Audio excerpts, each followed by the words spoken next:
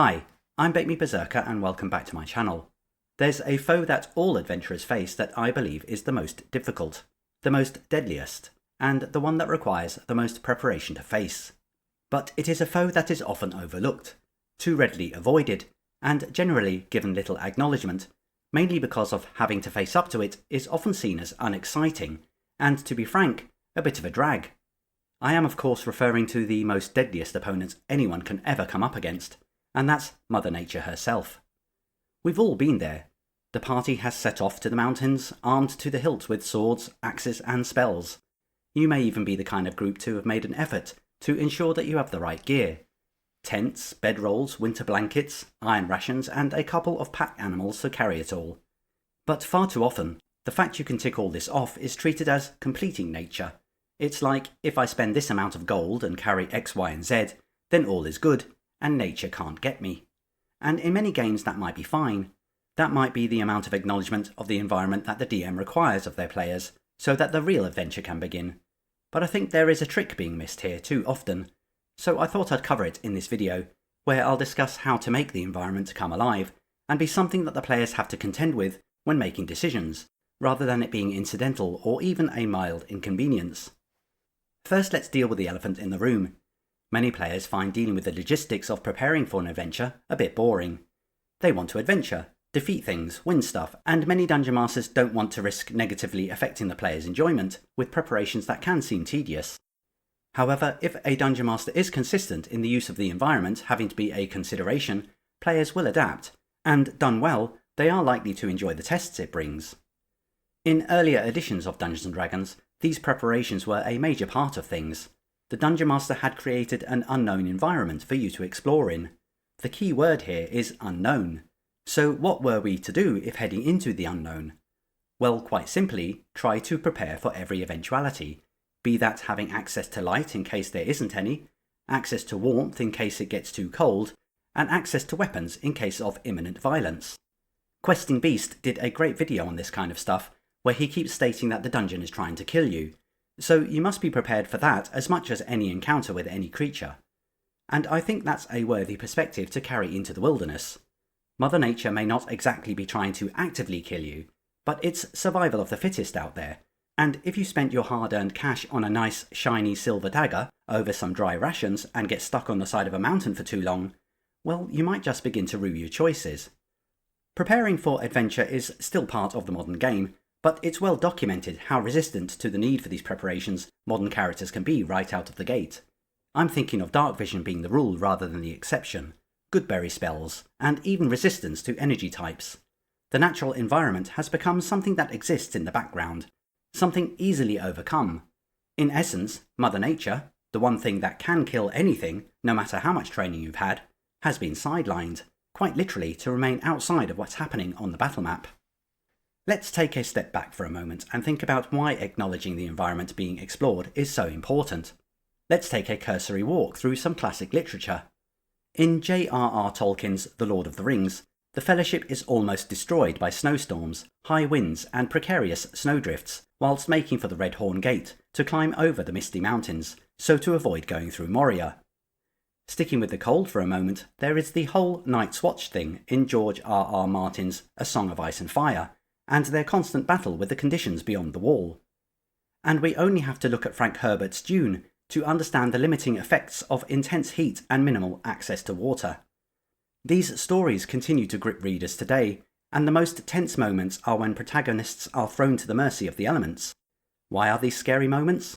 Well, it's because moments like these are a great leveller, affecting great heroes and lowly peasants in exactly the same way. And I think we all have an innate understanding of how hopeless things can get when faced with such adversity. It's not about steel on steel, or spell on spell, or spell on steel even. It's about weather, food and water, exposure, and potential hopelessness as characters rapidly fall to the mercy of life's most difficult adversary. If none of this was fun in a game sense, then I'm not sure settings like Dark Sun would have been a thing. Dark Sun was, and still is, an excellent and extremely harsh and unforgiving setting, where players go in knowing that, to paraphrase Questing Beast, the land is trying to kill them as much as anything else is. This evidenced the fact that players want to be tested, they want the game to be hard, They want to leave the table feeling like they've overcome something, that they've beaten the obstacles the Dungeon Master has set them and won at just staying alive. It leans into the universal truth that, despite our many comforts and luxuries in life, it's actually meaningful work that brings us joy. It's the test that gives us satisfaction. It's overcoming adversity that gives us fulfillment. Reflecting these universal truths in a collaborative storytelling environment gives us the same meaning, and vicariously gives us meaning too, as it can give us the sense of achievement that's so often required and so often absent in our day-to-day drudgery. Dealing with the environment has been part of the Dungeons & Dragons rules for a very long time. Starvation, dehydration, exposure to heat and cold, they've all been part of the game since first edition, and they've always had the potential to render a rather unheroic and ignominious death upon characters. All this sounds really grim and painful on the players. No one wants to play a game where the weather is the most likely thing to kill you, so I think it's important to understand that these rules weren't tools for the DM with which to inflict more misery on the characters. These were virtual sticks, to remind players that if you don't respect the environment I've constructed for you, it's gonna come get you. And that's the thing. The rules are there to enable an aspect of realism in a fantasy role-playing game, whilst at the same time letting the players know there's always something greater than them. There's always something that, for the most part, is beyond their control, that requires their respect. This acknowledgement keeps the game exciting, by keeping anxieties at just the right level to induce respect for that which is greater than what's going on during tactical encounters. You may be a 20th level tiefling Tiamat-blooded barbarian firing cantrips from your backside, but you still need a roof over your head and a warm meal at the end of the day. The acknowledgement of the natural environment as being something to overcome has been enabled over the years through the development of some great rules. Looking within my beloved BECMI edition, there is this fascinating starvation table, which you can see affects hit point loss depending on how long one has no access to sustenance. We're even told that healing magic does not restore hit points lost this way, meaning that clerics and the like can't go indefinitely without food and water. Whilst it is an okay system for this kind of thing, it's the reliance on hit points that takes away the verisimilitude for me. For example, it's hit points that determine how long you can go without food. There is the acknowledgement of percentage of hit points lost to starvation affecting hit rolls and movement, but again this is linked to one's level, and therefore it's linked to your profession, not the fact you are basically a human being, or elf, or dwarf, etc. This is why I actually like the 5th edition rules for exhaustion so much. I know, I've gone on previously about what I don't like about 5th edition, but I think the rule set does exposure to the environment really well, and sets Mother Nature up to be something that should be respected. Exhaustion, in my opinion, is a really nifty mechanic for keeping players honest when it comes to being mindful of the environment. The first thing it does is not base the mechanic on hit point loss, so a 20th level character can be just as vulnerable to environmental threats as a first level one, putting aside any potential proficiency bonus to ability checks and access to magic, of course. This seems correct to me. Remember, Mother Nature is a great leveler. No one, barring the use of magic, may resist her for very long, and the impact of her reach is devastating, demonstrated by the need for a long rest to reduce exhaustion by just one level at a time. So exhaustion is not overcome quickly and easily without the use of magic. The impacts of heat and cold exposure, and even travelling at high altitudes, are contained in the 5th edition Dungeon Master's Guide, which also considers what the characters are wearing when it comes to dealing with these extremes, and the saving throws that must be made given the conditions. The player's handbook makes good reference to the impact of not having food or water, with the impact of no water being twice as serious as that of no access to food. By these rules, you could have 500 hit points and yet die of dehydration in 3 days by hitting the 6th level of exhaustion, which is correct in my view. I really like level 4 here, which halves the maximum hit points of a character. It cleverly reduces the resilience of those suffering from exhaustion, and again, makes sense. As you may know, I favour old school rules over 5th edition, so if I was to make use of the exhaustion rules, I'll probably make these changes, adding a hit point maximum of 75% to level 2, just to ramp up the old school crunchiness. Of course, there's no advantage-disadvantage mechanic in old school, and ability checks are not really a fully formed mechanic, but still used to determine outcomes, leading to the development of BECMI's skill system in later years. So I would probably just make level 1 a -2 on all rolls, raising this to -4 at level 3. The rest I'd keep the same. As for the saving throw to resist all this, I'd make it Death Ray, modified by constitution bonus, and recovery from exhaustion would be an 8-hour rest per level, similar to the long rest. So how would this actually play out in a session? How do you make it so that players don't worry they'll be dying all over the place from unheroic deaths, through poor preparation? Well, as I stated earlier, I think it's about how you present the environment as a consideration for adventuring. We can use a great example out of The Hobbit here. If a party is travelling through the mountains and faced with perilous snowstorms and high winds, a dungeon master may have them come across a cave to shelter in. All fine and dandy, except if the party decides not to use the cave. They may be suspicious of it, or they may just have their own reasons.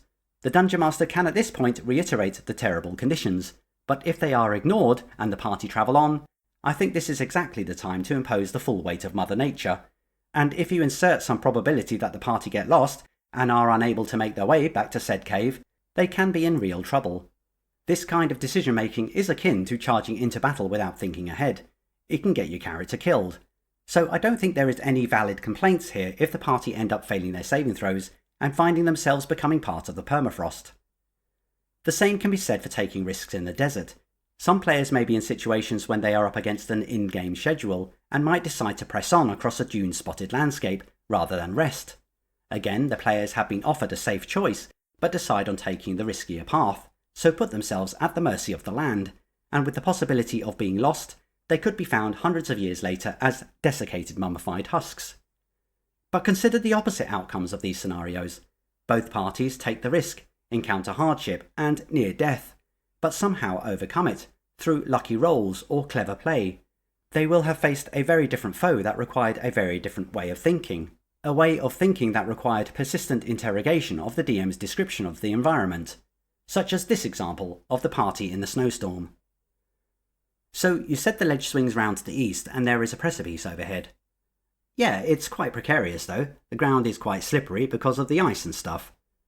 But it's been snowing for hours, surely it's not compacted yet, so won't be as slippery as it might be otherwise. Well, yeah, I guess.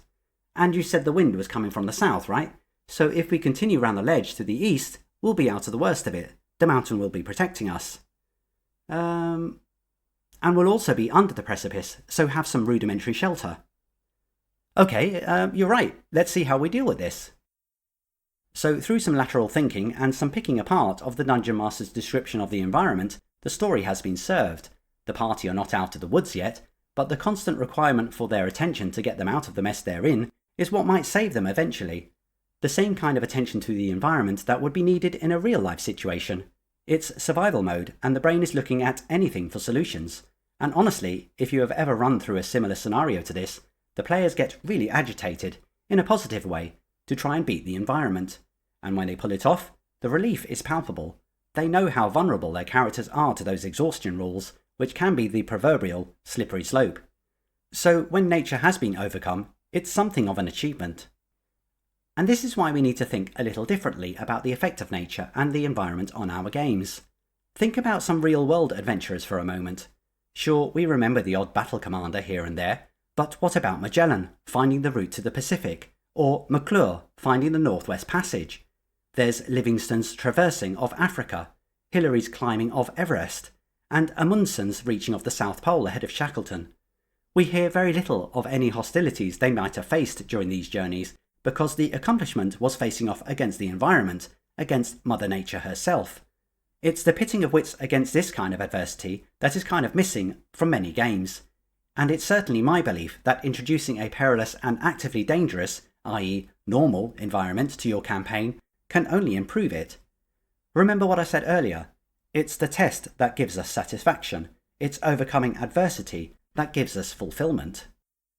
Aside from all this, I've not even touched on the impact of weather or the environment on hostile encounters, so that further peril and excitement can be added to combat, with good old Mother Nature constantly in the background causing things to be difficult. If you'd like to see a video on that, let me know. Otherwise, I hope this opinion on raising the presence of D&D's most difficult foe within your campaign is helpful, or at least gets you thinking wider about the arena your player characters are operating in. As a player, are you aware of the impact of your environment beyond the fact you're in it? Does it play a part in your game at all? And Dungeon Masters, do you ensure the environment is a constant in your games? How do your players cope with it? Have you had to park it due to players not wanting to be bothered with it? And what effect has this had on your games? It would be great to know the answers to these questions and more, so please leave your thoughts in the comments. I'm BECMI Berserker. Keep making your saving throws and I hope to see you back here soon.